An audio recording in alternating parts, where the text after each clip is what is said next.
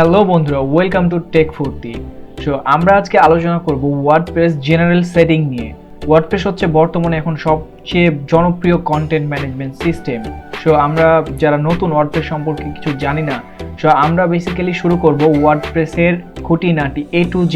আপনারা দেখতে পাচ্ছেন এখানে অনেকগুলো সেটিংস আছে এবং অনেকগুলো ট্যাব আছে। সো এই সম্পর্কে খুঁটিনাটি বিষয়ে জানবো। সো আমাদের আজকের আলোচনা হচ্ছে ওয়ার্ডপ্রেসের সেটিংস, জেনারেল সেটিংস নিয়ে। এই জেনারেল সেটিংস কি কাজের আর এবং এখানে কি কি আছে। তো চলুন শুরু করা যাক আজকের ভিডিও।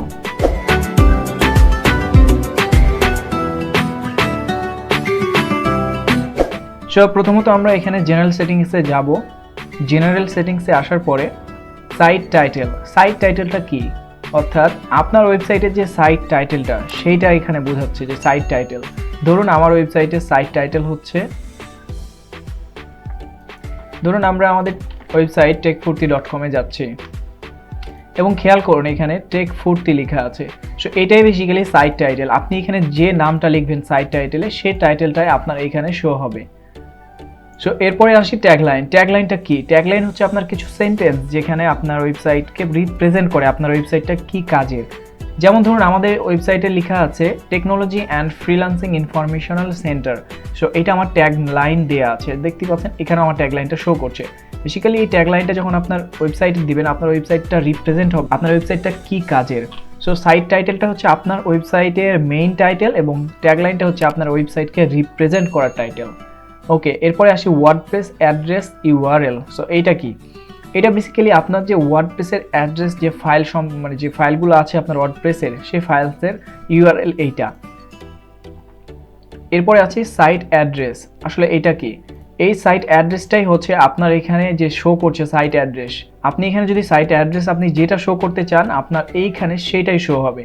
কিন্তু খেয়াল রাখবেন আপনার ওয়েবসাইটটা অবশ্যই আপনার ডোমেনের নামের সাথে হতে হবে। এখানে আপনি যদি www. শো করাতে চান তাহলে আপনার এখানে www. শো করবে। এটাই হচ্ছে বেসিক্যালি সাইট অ্যাড্রেস। এরপরে আসি অ্যাডমিনিস্ট্রেশন ইমেল অ্যাড্রেস। সো এইটা আসলে কি?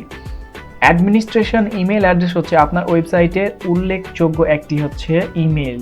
আপনার ওয়েবসাইটে যে কোনো বিষয়ে যখন আপনি কোনো প্লাগইন ইনস্টল করবেন বা কোনো কিছু ইনস্টল করবেন বা আপনার অ্যাকাউন্টের পাসওয়ার্ড ভুলে গেছেন, সব আপনার অ্যাডমিনিস্ট্রেশন ইমেল অ্যাড্রেসে আর কি সব ইমেলগুলো যাবে। সো আপনার সাইটে যদি কোনো ধরনের ক্র্যাশ প্রবলেম হয়, কোনো প্রবলেম হচ্ছে, প্লাগিংয়ে প্রবলেম হচ্ছে, থিমে প্রবলেম হচ্ছে, সো এই ইমেলটা যেটা দেওয়া থাকবে সেটাতেই আপনার হচ্ছে গিয়ে ইমেল পাঠাবে যে আপনার এই সাইটে প্রবলেম হয়েছে। সো এটা হচ্ছে আপনার যে অ্যাডমিনিস্ট্রেশন ইমেল অ্যাড্রেস, এটা হচ্ছে আপনার ওয়েবসাইটের মেইন ইমেল অ্যাড্রেস। সো এবার বুঝতে পেরেছেন। এরপরে আসি আমরা মেম্বারশিপ কি? দেখতে পাচ্ছেন এখানে এনিওয়ান ক্যান রেজিস্টার। আসলে মেম্বারশিপটা হচ্ছে আপনার ওয়েবসাইটে যদি কেউ রেজিস্ট্রেশন করতে চান, সো আপনি কিভাবে তাকে রেজিস্ট্রেশন করাবেন। যদি এনিওয়ান ক্যান রেজিস্টার দেন তাহলে যে কেউ আপনার ওয়েবসাইটে রেজিস্ট্রেশন করতে পারবে। আর যদি এখানে এটা তুলে রাখেন তাহলে আপনার ওয়েবসাইটে ম্যানুয়ালি আপনি নিজে থেকে অ্যাপ্রুভ করতে পারবেন। এরপর আসি নিউ ইউজার ডিফল্ট রোল। এইটি কি? সো দেখতে পাচ্ছেন subscriber, contributor, author, editor and administrator. So যদি কোনো নিউ ইউজার আপনার ওয়েবসাইটে অ্যাড হয় বা আপনার ওয়েবসাইটে কেউ রেজিস্টার করে, সো তার ডিফল্ট রোলটা আপনি কি করতে চাচ্ছেন সে এখানে এটাই বোঝাচ্ছে। আপনি কি তাকে অ্যাডমিনিস্ট্রেটর পারমিশন দেবেন, আপনি কি তাকে এডিটর পারমিশন দেবেন, আপনি কি তাকে অথর পারমিশন দেবেন, না আপনি তাকে কন্ট্রিবিউটর করবেন বা আপনি তাকে সাবস্ক্রাইবার করে রাখবেন।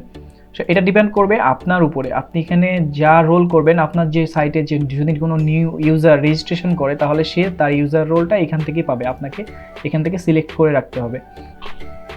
এরপরে আপনারা সাইট ল্যাঙ্গুয়েজ, এটা সকলেই জানা যে এই বিষয়টা হচ্ছে আমার সাইটের কোনটা ল্যাঙ্গুয়েজ সেটা সিলেক্ট করা। আমরা বাংলা সিলেক্ট করলে বাংলা দিতে পারি, আমরা যে কোনো ল্যাঙ্গুয়েজ সিলেক্ট করতে পারি, কিন্তু ডিফল্ট হচ্ছে আমাদের ইংলিশ, আমরা ইংলিশেই হচ্ছে ডিফল্টে রাখতে পারবো।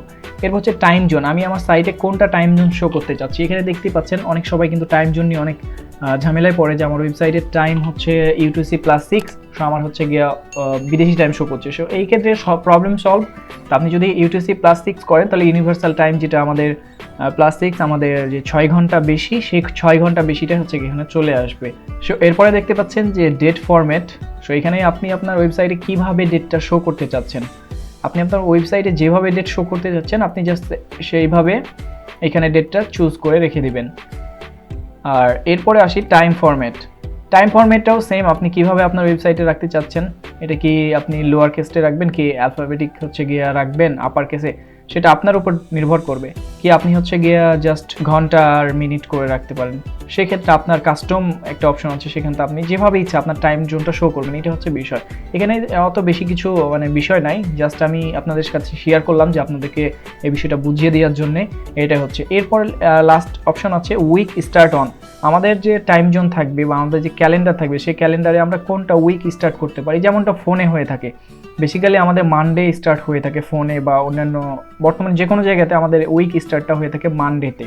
সো বেসিক্যালি বাংলাদেশে উইক শুরু হয় সানডেতে। তো এই ছিল আর কি ছোট্ট একটা বিষয়। এরপর আপনি শেপ চেঞ্জ করে দিলে আপনার ওয়েবসাইটে চেঞ্জ হয়ে যাবে। সো এই ছিল আজকের খুব ছোট্ট একটা ভিডিও।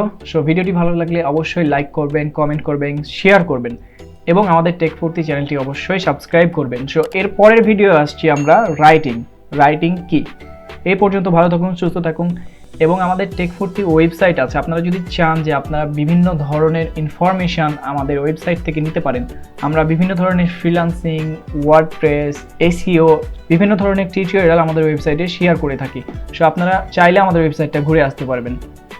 সো এই পর্যন্ত ভালো থাকুন, সুস্থ থাকুন এবং টেক ফুর্তি চ্যানেলটিকে সাবস্ক্রাইব করে আমাদের সাথেই থাকুন। ধন্যবাদ সবাইকে।